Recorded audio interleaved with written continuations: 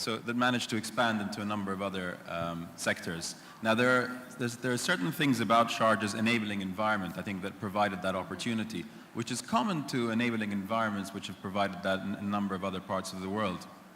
I think first, and I'll go through a couple of them, first and foremost, as has been mentioned already extensively, is the strategic geography, which is of course a strategic advantage for the U.A.E, being, as Parag said, at the crossroads of the new Silk Route, from the CIS to Africa on the north-south axis, from Southeast Asia to Europe on the east-west axis, 4 hours within 30% of the world's population. But Sharjah itself, in particular, sharing borders, actually the only emirate sharing borders with all other 6 emirates and Oman, and indeed having strategic coastlines on both the east and west coast of the U.A.E. Now, another aspect, I think, which is definitely important to mention is the infrastructure base that Sharjah's created. In fact, started creating, it pioneered the air, land, and sea hub even before the inception of the U.A.E. With the first airport in the U.A.E, in fact, and the first airport in the Gulf, and the first port in the Middle East, even again before the Union. So it was multimodal before it was cool. It was multimodal, and that enabled a competitive advantage from cost efficiency's perspective in terms of transport of goods and services within the emirate, which I think is why Sharjah is synonymous now with an industrial base, known as the industrial capital of the U.A.E, I think responsible for a third of Sharjah's industrial output. Another aspect that I think is critical is the talent.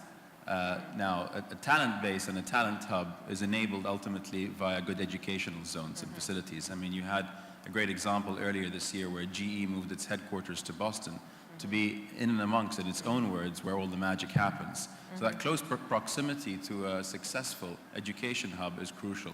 And the Sharjah University City, which has over 20 institutions and 20,000 students over there, I think is again a massive competitive advantage.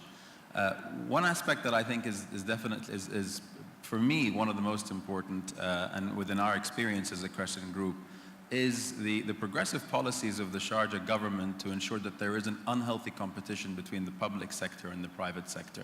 That's, I think, something that plagues the region here, where you have government entities handing over contracts to government companies, and from one pocket to to another, and then expecting that trickle-down effect will ultimately lift local businesses.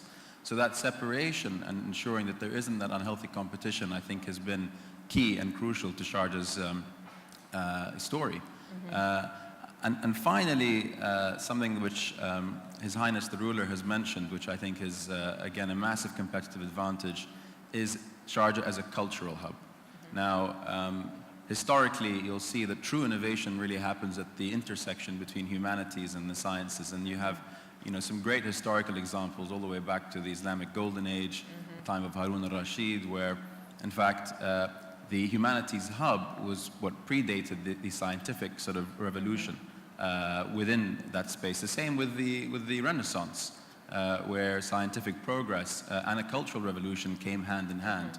Sharjah's been working on this since inception and building it again from a homegrown platform.